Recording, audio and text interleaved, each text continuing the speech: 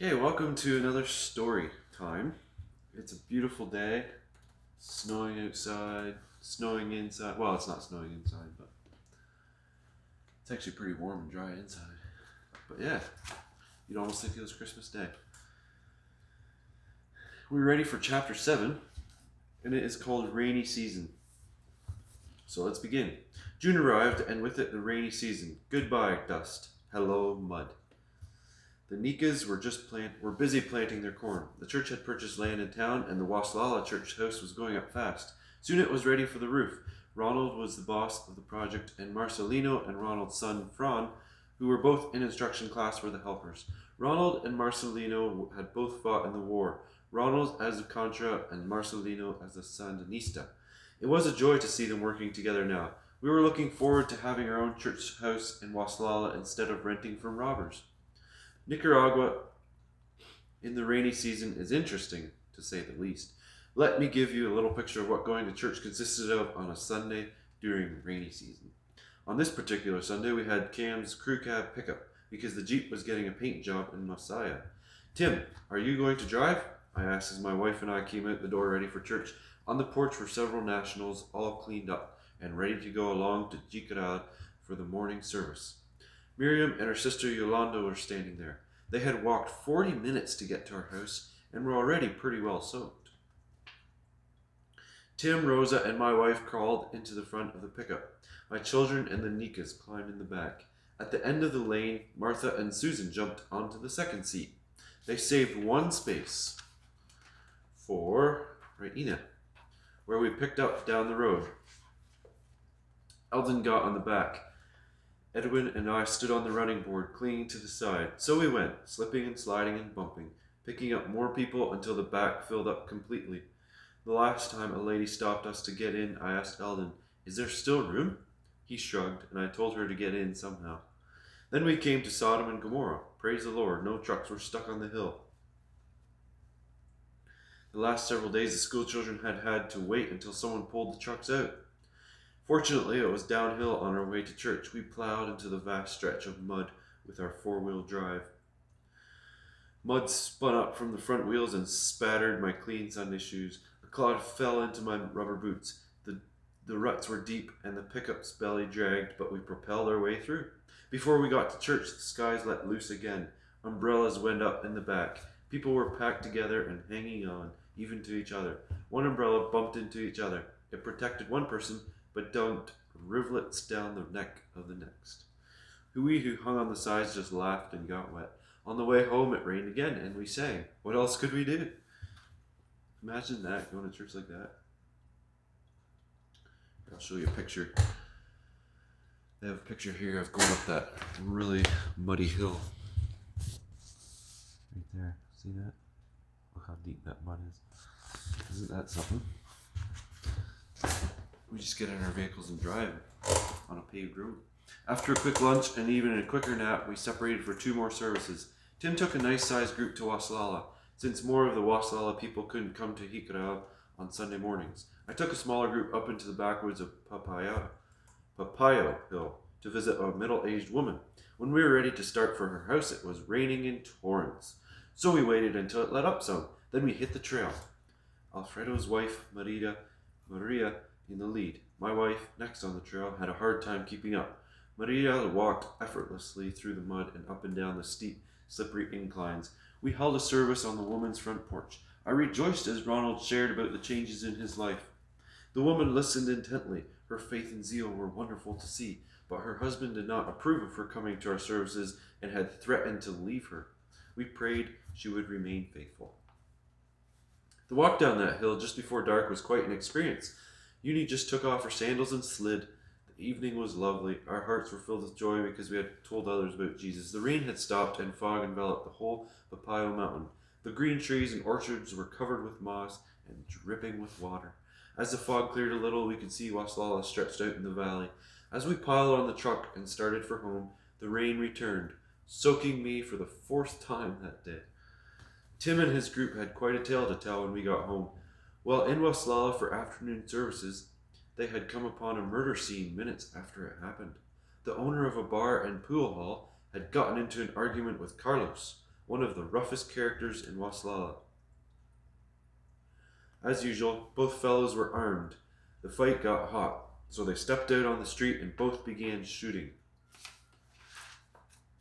The owner of the bar got hit badly and died just minutes after arriving at the hospital. Carlos was hit too, but not fatally. He ran, quite aware that he could be next. Years later, the episode repeated itself. Same spot, same scene, only this time the victim was Carlos. Someone else was on the run, our robber gangs. We had been robbed again several times. The frequency of these attacks was unsettling and discouraging. Now, however, people were saying the Recontra were in the area, and the robbers had scattered. The Recontra prided themselves on killing off the robbers and knew who all the local robbers were. They were negotiating with the government, hoping the government would hire them to clean up the area and turn the robbers over to the police. If the government did not hire them, they would do what they usually did: cutthroats. In between robberies and rain showers, I held instruction classes with the new brethren. I really enjoyed the class. The youngest, Jacinto, was 13. The oldest, Juan, was 78. We held the class in old Juan's kitchen, since he was hardly strong enough to walk over to the church house. We brought the blackboard over and I drew a picture of the road they had chosen to walk. The road that leads to heaven. I talked about this trip and what they must do to get off to a good start, and how they must be faithful until the end. You should have seen old Juan's eyes shine as he grasped those simple gospel truths. Truths he had been afraid he couldn't understand because he had never learned to read or write. After answering several of my questions correctly, he got so excited he couldn't be quiet. "Pablo, I understand it. I prayed to God and asked him to please help me understand these classes." The joy on his face was a sight to behold, and it was contagious. Our hearts rejoiced with his. That's the end of chapter 7. How long has that been? About 10 minutes or so. We'll start into chapter 8 for a little bit. I'm just going to quick check if it's still recording. Yep, we're all good. It's only been 8 minutes. Let's see what chapter 8. Chapter 8 is called Blessings. Every experience teaches us anew that God knows what He is doing, even in the little details of our lives. Take, for instance, the inconvenience of not having a vehicle. Tim and Rosa had left to pick up the Jeep and a load of heifers Tim was getting from his father-in-law in Costa Rica. This meant our only means of transportation was walking or horseback. Although the children enjoyed their 5-kilometer horse rides to school, we all knew we'd be glad to see the Jeep again. One night, however, the missing Jeep was a blessing straight from God. It all began sometime after midnight. We were fast asleep. Suddenly, the dog started raving in the front yard, and I was awake and at the window in a second. I stuck my head out and looked around. Nothing. The night was as black as a night can get, but I knew when Tana acted like that, someone was out there. Everything was quiet except for the dog. I shone my flashlight out this upstairs window right into the face of a man.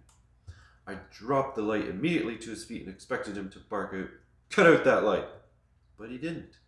Then I saw movement in the background and swung the light around and behind the man.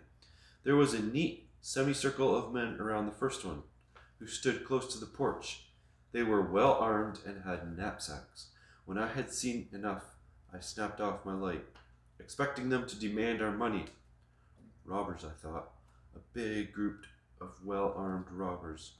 Oh no, not again. My mind went back to the evening before, to the wonderful way God had comforted us. The family, Edwin and I, had prayed, holding hands in a circle. We had especially asked God to set a good angel watch around us. We loved Him, and we told Him so. I had gone to bed relaxed. Now, standing by the window, I got the same holy joy. I was filled with peace and calm. I felt God's presence again so clearly. I spoke first. "Sirs, what can we do for you?" "Don Pablo, at your service." "We'd like to ask a favor of you," the nearest man replied. "Could you run us to Kubali in the Jeep?" "I'm sorry, sirs, but the Jeep is not here. It's in Managua and won't be back until tomorrow." Has the army been around lately? No, the area has been very tranquilo, means peaceful. I sure haven't seen the army around. Another man appeared from around the house and stepped up to the spokesman. They talked in quiet tones. If these are robbers, I thought, now they will begin asking for money. As they conversed, I prayed. Don Pablo, the voice sounded familiar, please take us. We're exhausted. We've come a long way and we need to get to Kobali tonight yet. Please. Friends, I would if the jeep were here, but it isn't. I'm telling you the truth. Shine your light into the carport and you'll see. They shone into the carport. Are you sure the army hasn't been around lately? They asked again. Do you think we would be safe if we walked the road?